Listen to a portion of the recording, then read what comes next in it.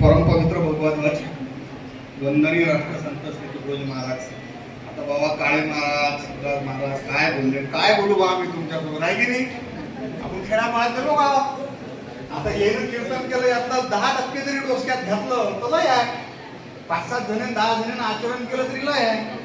तर साऱ्यात पहिले मी अभिनंदन करतो या ठिकाणी जवळपास मला वाटतं ऐकणारे 90% गवळी समाजचे लोक आहेत. हा तुमचा गवळी समाज आहे म्हणून हे लग्न जरी होऊन राहिले. म्हणजे गवळी समाजात पोरग 21-22 वर्षात झालं त्याचं लग्न करतात करतात ना. माय थोडंसं लग्न करावं लागते म्हणते बाई, पोरीचं लग्न करावं लागते बाई. गवळी समाजातली सगळ्यात महत्वपूर्ण गोष्ट जर महाराज कोणतीशी तुम्ही कोण्या गावात जाता सांगत द्या की आदर्श जर घ्यायचा असेल तर गवळी समाजचा घ्या म्हणा. आमच्या मेळ घरातल्या की या ठिकाणी कोणतंच पोरग मुंजा राहत नाही. तुम्ही ज्या गावात कीर्तनात गेले कीर्तनाच्या बाहेर तुम्हाला म्हणजे पंगतच बसेल दिसते का नाही दिसत. त्याचं निराश येते का येते का गवळी समाजाच्या सर्वात जास्त विवाह संस्था टिकून आहे. नाही तर आज काही आहे त्या पाहायला काय म्हणत असेल माझे माणसं आहेत त्याला माहित आहे की नाही. आणि भाऊ खरी गोष्ट आहे ना भाऊ. या गवळी समाजात म्हणजे त्याने आमचे गजानन भाऊ जे आहेत गजानन भाऊचा परिवार जे आहे त्यानं राष्ट्रसंताचा विचार एवढा पदरात तुम्ही सांगा राहतो वेळगाडात आहे ना निरा शिड्डूचाच कार्यक्रम आहे ना. नाही शिड्डू समजते तुम्हाला महाराज समजते का नाही. निरा संध्याकाळी म्हणते की निरा शिशीच पाहिजे आपलं काम सरपटी करायला पूर्ण वाईट नाव देऊ.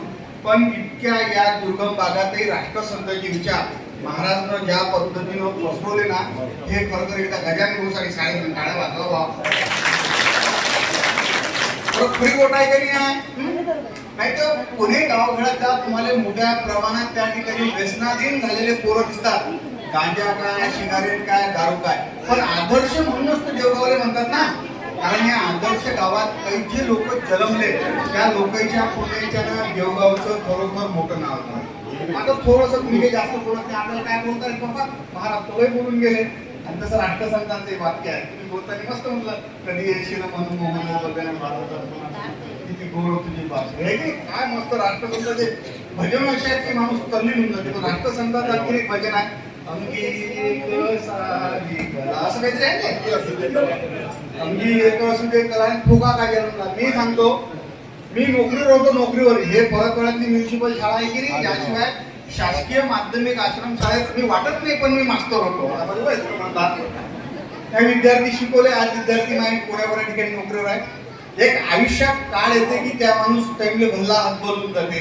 आणि या हतबल झालेले माणसं कोण्या टाइमले कोणतं पाऊल उचलते सांगते.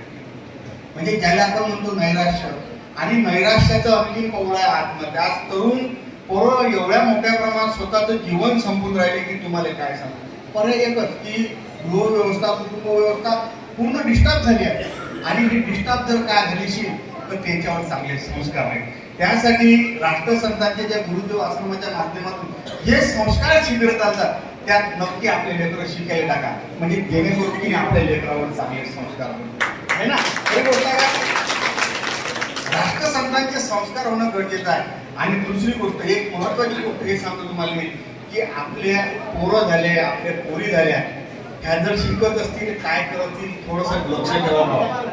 कारण हे प्लॅटफॉर्म सांगण्याची जागा नाही पण ते एक समाज प्रबोधन कुठेतरी व्हायला पाहिजे. लय मोठ्या प्रमाणात घटना येतात आणि मी पुन्हा एकदा संपूर्ण गजानन भाऊच नाही या गवळी समाजाचं हार्दिक मी तुमचे म्हणजे उपकार आहेत तुमच्या समाज व्यवस्थेवर विवाह व्यवस्थेवर की तुमच्या समाजात जवळपास 99% पोरापोरीचे लग्न होतात. 99% होतात. महाराज तुम्ही ज्या ठिकाणी कीर्तनात जातात तर गवळी समाजचा आवर्जून उल्लेख करा की विवाह संस्थेवर कोणती पोरं टिकून ठेवली तर मेळघाटातले या गवळी समाजात टिकून ठेवली. मी तुम्हालाच नाही तुमच्या संपूर्ण गवळी समाजाला असं विनम्र असं दर्शन देतो आणि आभार मानतो की खरंच तुमचा कोणतरी बोध घ्यायला पाहिजे. नाही तर ज्या गावात गेलं त्या गावात मेरा म्हणजे पंगतच बसेल दिसते. आणि पोरी जर म्हणसाल तर काय राहते काय बोलून काय नाही ज्याला त्यालाच वाटते की माझं वही नोकरीवालाच पाहिजे. असं आजकाल महाराष्ट्रात ठिकाणी पण तिचे नाही जवळ नोकरीवाला पाहिजे लागलं तिच्या घरी बकरी बांधायला जागा नाही आणि तिचं पोरगे गावात तसंच फिरते. अरे बाबा एकामेकाच्या सोबत कौटुंबिक देवाणघेवाण रोटी बेटी व्यवहार जर झाला तर आपल्या विवाह संस्था टिकतील. नाही तर काय इंग्लंड अमेरिकेसारखा सारा विवाह संस्था सत्यानाश होऊ दे.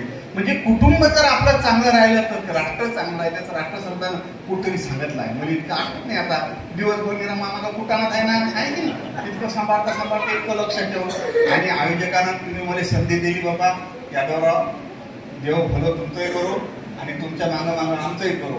जय हिंद, जय महाराष्ट्र.